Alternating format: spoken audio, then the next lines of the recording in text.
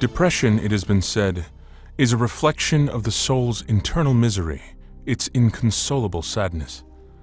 It is much like a house in disrepair, where rooms are shattered and broken. Are we witnessing a rising prevalence of individuals that are troubled by a greater remorse of conscience? Claude de la Colombière, a 17th century French Jesuit priest, writes about the need to be in tune with the conscience, which many understand to be one of the main portals to a deep interior life.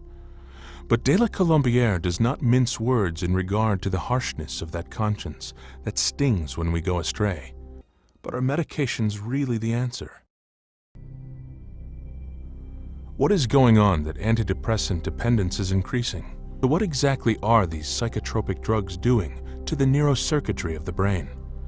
Robert Whitaker, author of Anatomy of an Epidemic, describes how the SSRIs work. The history goes for each one goes like this. First, they understand how the medications act on the brain. And one of the first was with the antipsychotics, Thorazine and Haldol. They learned that they block dopamine receptors. Then the next thing they see is, how does the brain respond to it? And they begin to understand it produces an opposite response. So with antipsychotics, they block dopamine receptors, which is a brake. The brain responds by putting down the accelerator. That's the second thing you see in history. The next thing you see in history is this worry about the disorders becoming more chronic. What is being proposed here is that SSRIs and other psychotropic drugs, rather than healing the psychosis, appear to heighten the risk of schizophrenic relapses.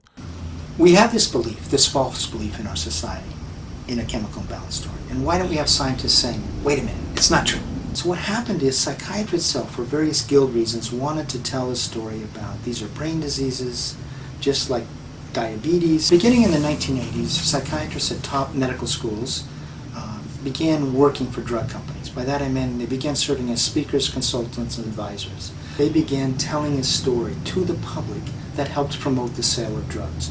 A data health management firm, IMF Health, estimates that in 2007, pharmaceutical sales of antidepressants in the U.S. topped $11.9 billion, an amount that should cause alarm. So we are thirsting and hungering. We are in a great famine in the spirit, in the soul, in the mind.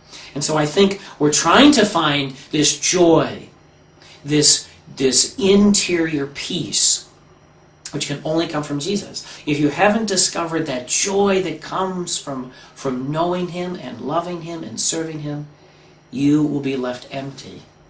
Order is necessary to orient ourselves towards God. There is in fact a natural order that draws man to ascend towards greater thoughts and loftier ideals, such as virtues or God. But we also need beauty. Dostoevsky captures well in his novel Demons the importance of beauty in man's ascent into greater understanding and awareness of reality and of his desire to live fully. He wrote, "Man can live without science, he can live without bread, but without beauty, he could no longer live." Well, I think beauty, because it's ordered, it brings that within those that take it in. So I think that it's helping to foster and establish order, and I think it's just uplifting to the soul. Philosophers through the ages have always been not only amazed by the incredible order of things in the universe, but mostly by the unquestionable beauty of these things that are ordered. So it appears that it is within order that humans thrive. Indeed, we desire it and seek it. One such place where order abounds are military schools. There is no chaos here. Military academies are known for their structure, their discipline, their order, and that's the one thing that kids will not say that they want, but really deep down inside is they want to know what the boundaries are, what the rules are. I think that there is some important concepts going on, in particular in our mission statement. One of them is character development, another is leadership training, the third is academic excellence, but it's all tempered and connected to structure. One of the real challenges historically came out of self-esteem movement is and this is even before self-esteem, this is sort of the self-actualization movement, was everybody needs to choose their own thing. And you don't want to stop people from doing what they love. And there's something to be said for finding your own path in life. But when they started focusing on self-esteem, what they really stopped focusing on was self-control. The saints really embody in their lives those three pillars that sometimes we only talk about during Lent, which is prayer, fasting, and almsgiving. But every saint takes these three pillars and makes them the foundation of their life. And they do it not just for 40 days, but for a lifetime. The modern world does not understand this.